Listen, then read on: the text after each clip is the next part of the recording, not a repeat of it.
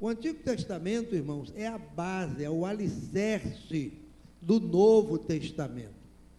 Tudo que aconteceu no Novo Testamento, a vinda de Cristo, o derramar do Espírito, a instauração da igreja, né, o avanço da igreja, o ensino para a igreja, tudo isso foi profetizado, tudo isso foi colocado por Deus no Antigo Testamento. E nós vamos começar hoje a compreender isso a partir de um livro, o primeiro livro dos Reis. Ele faz parte da coleção chamada Livros Históricos. E aí na sua Bíblia você tem 1 Samuel, 2 Samuel, 1 Reis, 2 Reis, 1 Crônicas, 2 Crônicas. Mas no original hebraico não tinha nada de primeiro nem de segundo. Era um volume só, que era o livro histórico, que começa no período dos juízes, não é? E aí vai desenvolvendo-se a caminhada do povo de Deus, até que o povo pede a Deus um rei.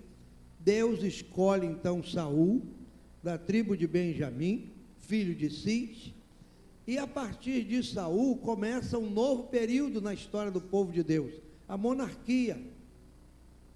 Não é? Só que aquele primeiro rei, como nós sabemos, ele falhou por uma razão só, irmão. Sabe o que levou Saul a falhar? É que ele desprezou o propósito de Deus na sua vida. Talvez eu e você não entendamos certas coisas que acontecem conosco, não é? Outro dia eu estava lendo sobre isso. Às vezes a gente despreza coisas tão mínimas de Deus para nós. Foi por isso que o apóstolo Paulo, ele falou, olha, não desprezem as profecias.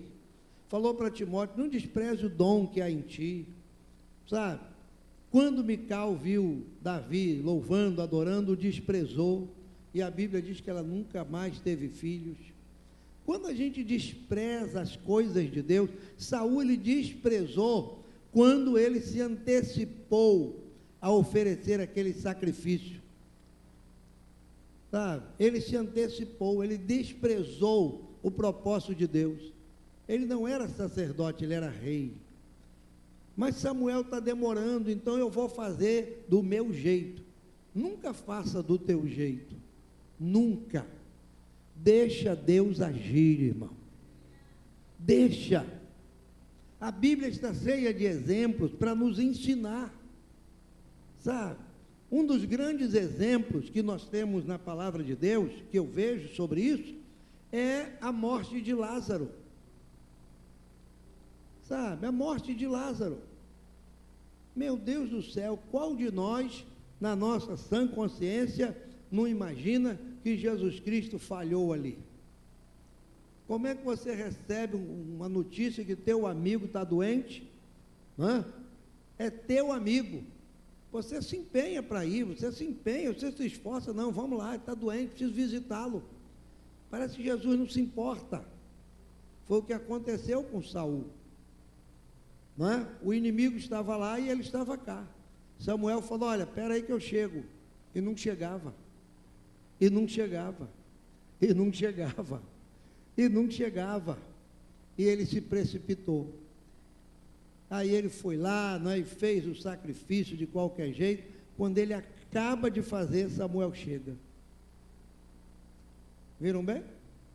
Às vezes a minha precipitação, a sua precipitação, põe por terra todo o propósito de Deus na nossa vida. O ano está começando, irmão, é tempo de reavaliar, sabe? Quantas coisas nós perdemos o ano passado por precipitação nossa? Quantas oportunidades? Deus já podia ter feito algo muito maior na minha vida, na tua vida, e ainda não fez, por nossas precipitações. Às vezes desprezamos, não é? Desprezamos as coisas de Deus. Ah, por que eu vou lá? Vou lá para quê? Meia dúzia de gente. Eu com mais meio vai ser 7. Não vale nada, não resolve nada. Mas é exatamente você que Deus quer aqui, com esses 6, para fazer a revolução espiritual. Não é?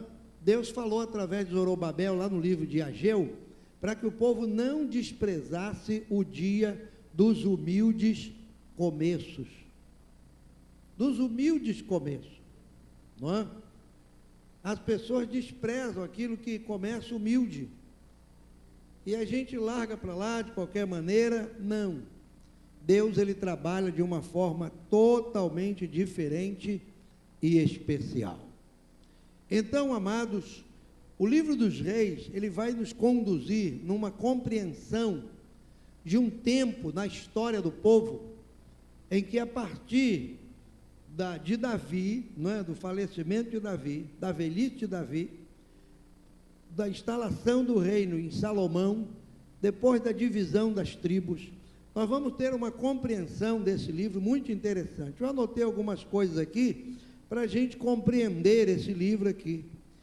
Esse livro aqui, ele não tem um autor específico. Quem foi que escreveu o primeiro livro dos Reis, o segundo, porque era tudo junto?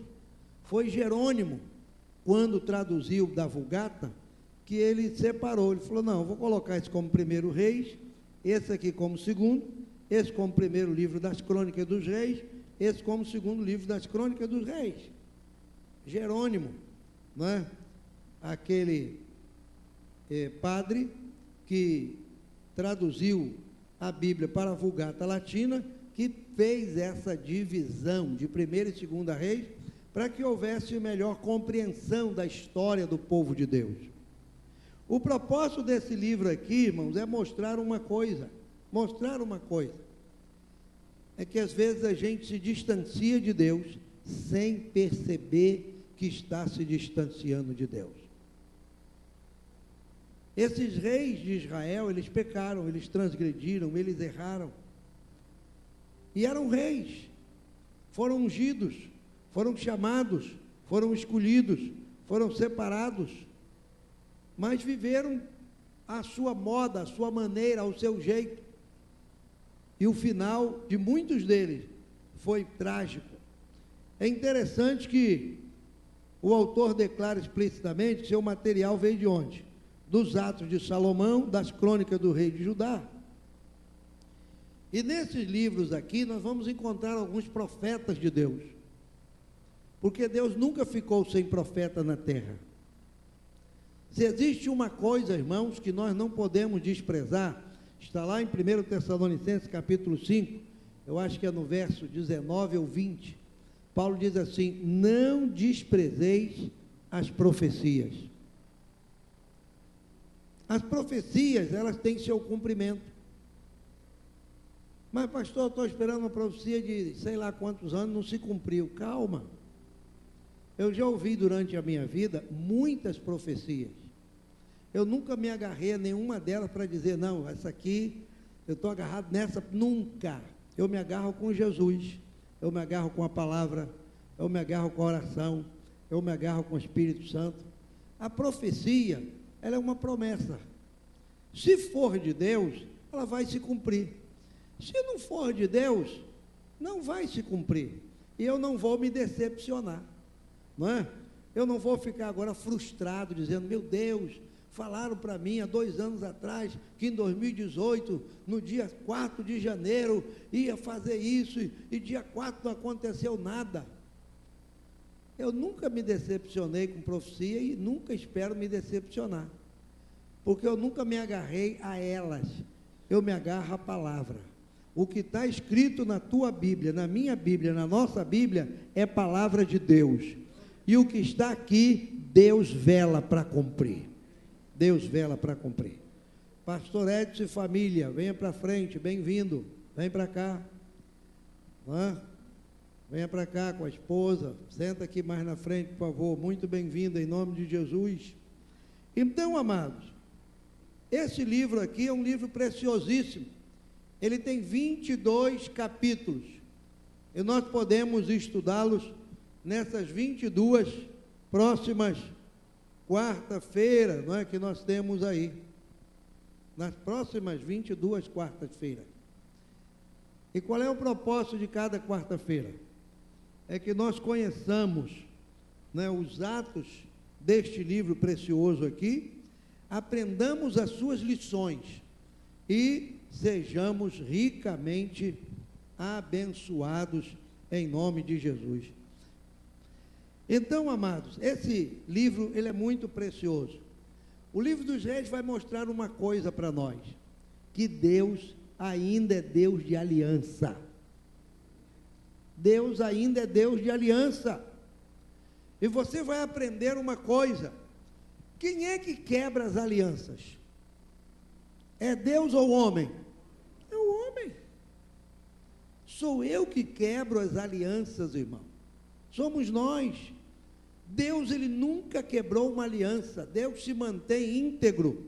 Aquilo que ele diz, ele cumpre. Aquilo que ele escreveu, ele vai confirmar.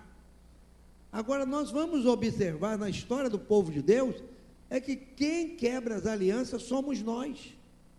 Nós é que partimos as alianças. Nós é que nos desviamos. É como diz o profeta Oséias. O profeta Oséias, ele disse uma vez para o povo de Israel, né, falando da parte do Senhor. O Senhor disse através de Oséias: o meu povo é inclinado a desviar-se de mim. É interessante isso. Nós somos o povo do Senhor, não é? Nós somos a igreja do Senhor, nós conhecemos o Senhor, nós dizemos que amamos o Senhor, mas na primeira oportunidade que eu tenho, eu já quero me desviar do Senhor. E Deus conhece isso. Deus disse através do profeta: o meu povo é inclinado. O povo já tem uma inclinação assim, ó, tá? Qualquer coisa, o povo se desvia. Porque hoje nós temos o chamado, como é que é, a igreja, né, desigrejado aí. Porque nós temos tanta gente, como costumeiramente chamamos, desviados da igreja, que se desviaram do caminho. Por quê? Hein? Foi Deus que quebrou a aliança com esse povo? Nunca. Eles, em algum momento da sua vida, eles, inclinados a desviar-se, aproveitaram o momento, não é? Aproveitaram. É só eu passar aqui nesse meio aqui, ó, que eu costumo passar, aí eu não falo com você, não lhe dou atenção, não aperto a mão, aí a pessoa já está meio inclinado. O pastor passou, não apertou a mão, não deu atenção, não olhou, não abraçou, ele fala: está vendo? Fui discriminado, nunca mais eu boto o pé numa igreja, tenho raiva e ódio de pastor. O que Deus tem a ver com isso? Fui eu quem errei, não foi Deus não, gente. Mas o ser humano aproveita uma chancezinha e aí, ó, cai fora. E aí diz assim: pois é, não vou mais não. Me decepcionei com a igreja. E quem é a igreja, irmão? A igreja é você. A mentalidade que a gente tem de igreja é muito torcida. Achar que isso aqui é igreja. Isso aqui não é igreja não, irmão. Isso aqui é um templo. Isso aqui é uma casa. A igreja somos nós. Viu? Botemos isso aqui abaixo, reduz isso aqui a cinza e nos reunimos debaixo da mangueira. É a igreja. Não é? Não temos lugar, vamos para debaixo ali daquela acerola ali. É a igreja. Não é? É a igreja. Isso aqui é um templo, isso aqui é uma casa. Ah, mas eu sou da Filadélfia, isso é um nome. Ah, eu sou não sei como é, da Água Viva, é outro nome. Ah, eu sou da Fonte de Jacó, é outro nome. São nomes. A igreja é aquela que é firmada em Cristo, é aquela que está alicerçada nele. Igreja, irmãos, ela não desiste, igreja não se desvia, igreja já está em cima do fundamento que é Cristo. E quem é essa igreja que eu estou falando? É eu e é você, não é?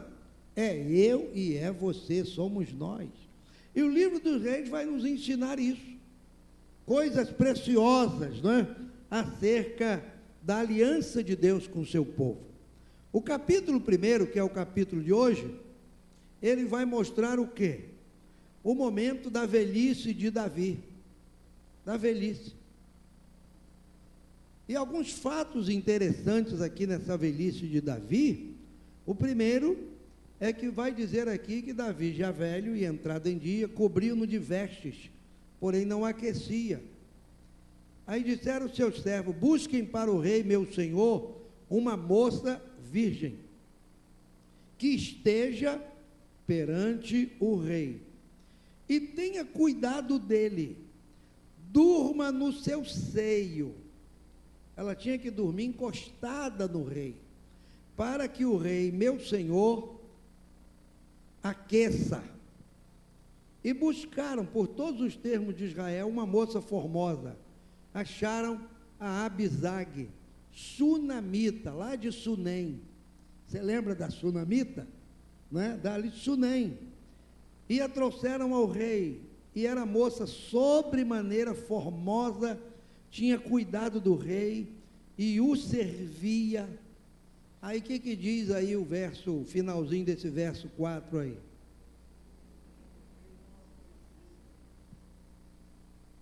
Não é linda essa história? Não é? Viu?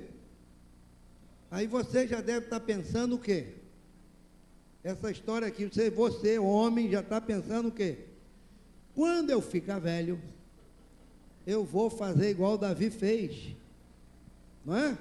Você já está pensando isso, só que você não entende nada disso. Isso aqui era um costume do Oriente, não é? Um costume do Oriente. E aqui, irmão, nesse momento aqui, ó, a gente aprende uma lição importante. Sabia disso?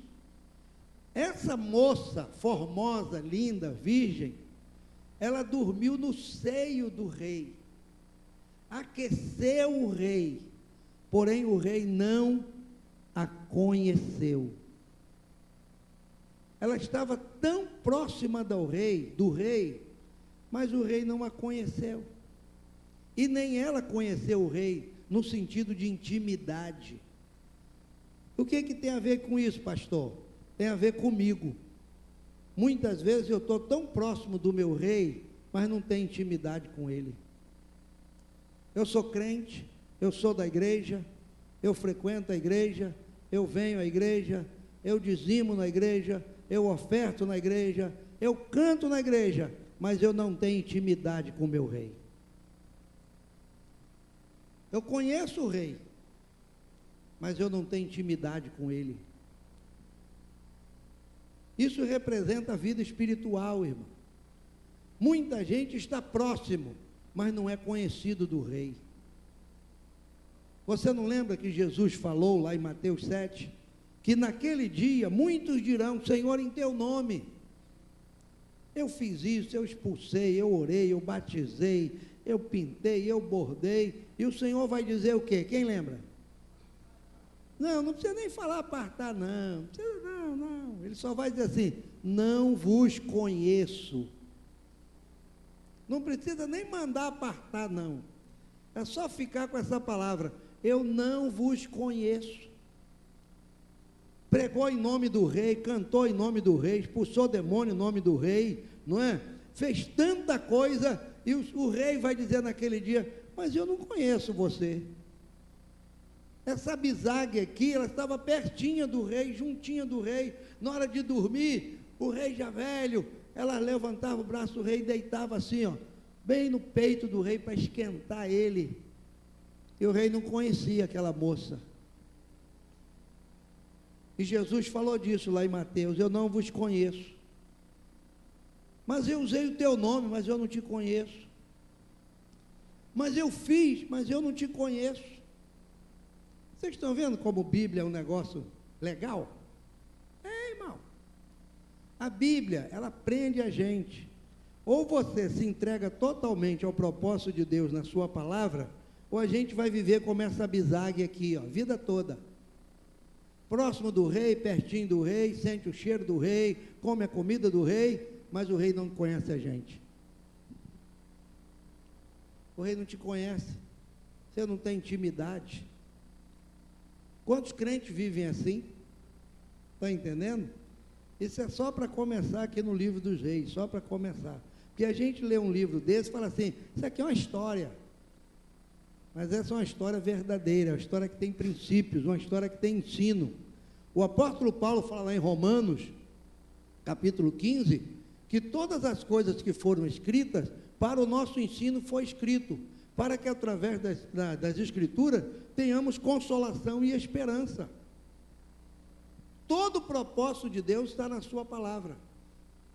Davi está aqui, ó, nos dando esse início do livro aqui, nos dá uma lição tremenda. Perto, porém longe. Não é? Perto, mas longe. Quanta gente perto do rei e ao mesmo tempo longe do rei. Perto porque vem à sua casa, perto porque se assenta à sua mesa, perto, mas longe porque não tem intimidade. Não é? A outra parte do capítulo 1 é o Adonias. O Adonias, irmão, é um dos filhos de Davi, que vendo a velhice do pai, se arvora no direito de ser rei. Não é? Achando que Davi velho não ia perceber, e já que alguém tem que assumir o trono, que seja eu. E aí Adonias se precipita. Ele prepara carro, ele prepara cavaleiro, ele junta um monte de gente para declará-lo rei. E a obra de Deus, irmãos, ela nunca foi e nem será feita dessa maneira. Nunca foi e nem será. Nunca. Pela misericórdia e bondade de Deus, eu posso dizer para você o que digo nessa noite. No dia 26 de dezembro de 2004, Deus cumpriu o que falara comigo algum tempo antes. Me colocou diante de um rebanho, lá na Assembleia de Deus, em Nova Holanda, onde é a sede do ministério. Ontem à noite eu estava lá, ensinando para a igreja. Fui para lá, estava lá. Foi uma chuva abençoada ali naquela Brasil, que estava tudo cheio d'água. Saí daqui, não tinha uma gota d'água. Chegou lá para o Nova América em diante, era muita chuva. Assumimos aquele rebanho ali. Durante esse tempo que estivemos ajudando os pastores, trabalhando, ministrando, eu e irmã Beth, quantos convites eu recebi para assumir, sabe? Para afundar. Não, a gente vai lá, não sei o quê. Então eu digo, está muito bom, a tua proposta é excelente, vai para lá que eu fico para cá. Eu nunca me arvorei, eu sempre dizia o seguinte, se Deus um dia me quiser diante de um rebanho, Ele vai me pegar e me colocar. Eu não tenho que tirar ninguém, eu não tenho que disputar com ninguém, não tenho que brigar com ninguém, nada. No mês de novembro, o pastor que estava naquela igreja há 27 anos, se jubilou, fez uma carta, assinou, entregou a carta ao ministério daquela igreja, falou, irmão, estou saindo, estou doente, já estou aposentado, já estou cansado, vocês orem, escolhe um pastor e coloca aí, e foi embora. E tempos depois faleceu. Quando eu cheguei lá, não tinha pastor na igreja. Tinha um grupo de presbíteros com uma carta na mão dizendo, o que é que a gente faz com isso? E quando chegou num domingo à noite, no segundo domingo de dezembro, o irmão Nilton me convidou para ir lá dar uma palavra para a igreja. Eu cheguei lá, aí falei com o pastor Gilberto Malafaia na época, a gente trabalhava junto, falei, pastor, eu vou lá dar um glória lá, vai lá. E quando eu terminei de dar a palavra para a igreja, o irmão Nilton levantou e falou assim, irmão, quantos conhecem o pastor Robertinho? A igreja, amém. E quantos quer receber ele para ser o nosso pastor, fica de pé. A igreja ficou de pé, eu falei para ele, irmão Nilton, o que é isso? Ele falou, não, a igreja te escolheu já. Agora, irmão, joelha que a gente vai orar por você, você é o nosso pastor. Eu falei, Jesus, estou perdido. Quando chega o tempo de Deus, irmão, você não tem que correr na frente, é Deus que vai na tua frente. é Deus quem faz por você. Sabe? Porque aquilo que Deus tem para a sua vida, preste atenção no que eu vou te dizer, o que Deus tem para a sua vida, outro não vai ocupar o teu lugar, não vai, aquilo que Deus te prometeu é teu, o lugar que Deus já marcou, ele é teu, ele só cabe você ali. É por isso que no tabernáculo, irmão, a gente aprende lições preciosas com a palavra de Deus. No tabernáculo não tinha parafuso, não tinha prego, bate um prego aí, não.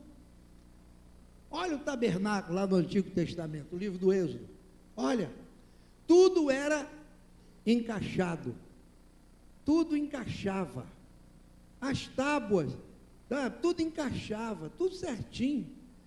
Se trocasse as tábuas por alguma razão, me dá essa tábua aí, não, não é essa não, não é essa, por que que não é? Parece que é, mas não é, porque não encaixa, e se forçar aquela tábua ali, vai prejudicar troca a tábua, não é essa não, o lugar que Deus preparou para você, meu irmão, não tenha medo, ele é teu, a bênção que Deus preparou para você, ela é sua, a gente tem que entender isso, os propósitos de Deus para a nossa vida, eles são pessoais, Deus sabe o teu tamanho, Deus sabe o teu colarinho, Deus sabe o teu sapato, não é? Teu manequim, Deus sabe tudo, Deus não vai pegar num lugar do magro, né, a gente, aí botar um gordo, não, o lugar é do magro, então vai ser o magro, aqui é do gordo, vai ser o gordo, aquele é para o outro, vai ser o outro, e aquele, e é assim que Deus trabalha. Adonias pensa que, não é, fazendo tudo isso, ele vai alcançar o reinado, e não foi, porque aquilo que é teu, irmão, esteja certo, na hora de Deus, vai chegar na tua mão, Deus vai te dar, você não tem que correr atrás, porque a Bíblia diz que a bênção do Senhor é que nos enriquece, é a bênção de Deus. Agora, o que é que eu preciso fazer para alcançar o propósito de Deus na minha vida? É eu ficar deitado numa rede, balançando o dia todo? Não, eu tenho que fazer a minha parte em santificação, em oração, eu tenho que estar diante de Deus, tenho que estar na presença de Deus, buscando ao Senhor, servindo ao Senhor, servindo. Pastor, e como é que eu sirvo ao Senhor? Você tem alguém que está doente? Vai lá e visita. Você tem alguém que está preso? Vai lá e visita. Você conhece alguém que está triste por alguma razão? Vai lá e visita. Você conhece alguma situação que precisa da sua presença? Vai lá com a tua presença. Faz alguma coisa pelo reino, pela obra. Evangelize as pessoas, irmão. Nós estamos num tempo agora, nós temos que aproveitar para evangelizar. As pessoas estão sofrendo, as pessoas estão desesperadas, as pessoas estão sem esperança, as pessoas não sabem o que fazer da vida, e você conhece o caminho, Pega essa pessoa pela mão e diga: olha, você está desesperado, você está angustiado, eu estou percebendo teu semblante, vem cá, eu vou te levar num lugar, nós vamos orar por você, traga para cá, coloca essa pessoa aqui, e nós vamos orar, nós vamos ajudar, nós vamos contribuir. É hora da igreja, sabe, fazer algo pelo reino de Deus, é hora. Quando esse aqui pensava que ia ser o rei, Deus já estava tratando com outro, que era quem? Salomão. Deus já estava tratando com Salomão, sabe? Quem pensava que seria, não foi. Quem nem pensava, foi. Porque Deus trabalha dessa forma, irmão. Deus trabalha desse jeito. Aquilo que você está talvez pensando para esse ano, a Bíblia diz: os pensamentos de Deus não são os vossos pensamentos. A gente pensa uma maneira, né, de Deus fazer, de Deus. Fica imaginando, Deus vai vir por aqui, vai entrar por essa porta, e aí quando ele chegar, Deus vai levantar, vai colocar a mão na minha cabeça. Deus nem vem. Deus pode mandar uma outra pessoa. Vai acontecer tudo diferente. Porque o propósito de Deus, irmãos, é algo maravilhoso. Entende? Adonias se precipita, não recebe a bênção. E quem é convocado para ser o rei? Salomão. Salomão, não é, o filho de Batseba, a mulher que foi de Urias, a qual Davi cometeu um crime hediondo ali, mandando matar o seu marido, transgredindo. Aí você deve estar imaginando, meu Deus, mas que história louca. E quem foi que escreveu isso? Imagine, irmãos, se eu tivesse que escrever a história da minha vida. Aí você vai ser o escritor. Pastor Roberto, posso escrever? Pode. Aí daqui a pouco você senta comigo e fala, deixa eu ler aqui um pedacinho aqui. Teve um dia na sua vida que o senhor fez isso e xingou, e não sei o que, e chutou e tal. Eu digo, oh, rapaz, pera, vamos fazer o seguinte, esse negócio aí não vai ficar bom, tira isso, não é? Tira esse negócio aqui, ó. Isso aqui não vai edificar, tira isso. Mas como é a palavra de Deus, como Deus inspirou o autor, como o Espírito Santo inspirou quem estava escrevendo, escreveu tudo, e ficou tudo. Ficou os erros de Davi, os pecados de Salomão, ficou a falha de todo mundo, para mostrar que Deus é um Deus de misericórdia. Você falha, você erra, você transgride, você peca, você cai. Porque a Bíblia diz que o justo pode cair, mas tem um Deus que levanta, tem um Deus que renova, tem um Deus que abençoa. Quando Davi pensou, eu vou morrer, o profeta falou, morre nada, Deus já traspassou teu pecado, rapaz, Deus te ama, sabe? Isso aí você vai ver que vai virar isso aí. E o que virou aquilo ali? Batseba deu a Davi Salomão, e Salomão se assenta no trono de Davi. O que é isso? Isso é a misericórdia de Deus. Isso é Deus trabalhando, irmão, de uma maneira gloriosa, preciosa. Para quê? Para manifestar a sua soberania. Deus é soberano nessa terra. Não se esqueça disso. Parece que o mundo está largado, parece que as coisas estão andando a seu bel prazer. Não estão, irmão. Não estão, sabe? Deus está no controle de tudo, Deus está controlando tudo. Alguns dias atrás, eu estava lendo algo na Bíblia, lá em Gênesis 10, quando a Bíblia diz que, depois que Noé sai da arca com seus 3 filhos, não é? Ele plantou uma vinha, aquela vinha produziu, e depois de um tempo, colheram-se as uvas, amassaram-se as uvas, aquilo fermentou, aquilo virou um vinho. Noé bebeu bastante, e embriagado tira a roupa dentro da sua tenda. A Bíblia diz, dentro da sua tenda. Seu filho, por nome de Cão, ou Cã, entra na tenda e vê o pai nu. Em vez de cobri-lo e resguardá-lo, sai para o lado de fora e vai dizer para os seus irmãos, olha como é que está o nosso pai, está nu dentro da tenda, bêbado, largado. Os irmãos pegam um pano, certamente entram de costas para não ver a nudez do pai, cobre o pai, e depois que aquilo passa, a Bíblia diz que Noé, despertando do seu vinho, soube. Aí ele chama os 3, aí fala, olha, pelo que aconteceu, Canaã vai ser maldito, vai ser servos dos seus irmãos. Bendito seja o Deus de Sem, e alargue Deus a Jafé, e habite nas tendas de Sem, e seja-lhe Canaã por servo. Aí, você vai para a Bíblia, vai por mapa, e vai ver para onde foram esses 3 filhos de Noé. Todos aqueles que se originaram, que descenderam de Cão, são países, são nações subservientes, né? Que estão sempre servindo alguém, sempre. Sabe quem Noé abençoou naquela história ali? Os semitas. E de Sem veio Abraão, com quem Deus fez uma aliança. Entende? E aí, de Abraão, seguiu um povo, que é o povo que está lá, abençoado, cercado de inimigo por todos os lados, não é? Cercado de inimigo por todos os lados, é o povo de Israel, estão lá. E pastor, e nós somos originados de quem? Nós somos originados de Jafé e de Cão.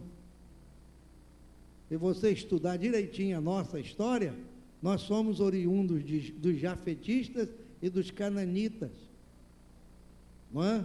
E a Bíblia diz que os descendentes de Cão serão sempre servos, serão sempre nações servas, servis. A nação próspera é diferente. Aí eu pus a meditar sobre isso, eu digo, meu Deus, está tudo no controle de Deus. Às vezes a gente pensa assim, não, como é que vai virar esse mundo? Não vai virar, já está. Deus está no controle. O livro dos Reis vai nos revelar isso, irmãos, a cada quarta-feira, que Deus tem o controle de todas as coisas, sabe? Como diz o Salmo 46, já acabei, paz do Senhor para todo mundo. É o que diz o Salmo 46, ainda que, já leu o Salmo 46? Deus é nosso refúgio, fortaleza, socorro, bem presente na angústia, ainda que as águas rugem, os montes se transportem, que mais não sei o que é que tem lá? Lembra aí? Está ali?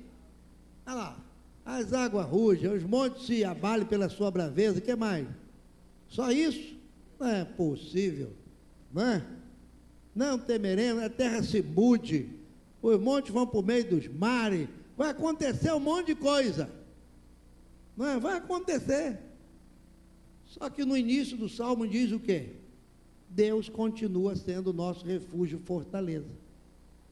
Ainda que o aumento do salário mínimo não foi como você esperava, não é? Você estava contando que ia ganhar mais de 1.000 agora em 2018, aumentou acho que R$20, não foi? R$17, olha que maravilha, viu que bênção, não é? R$17, irmão, sabe? R$17.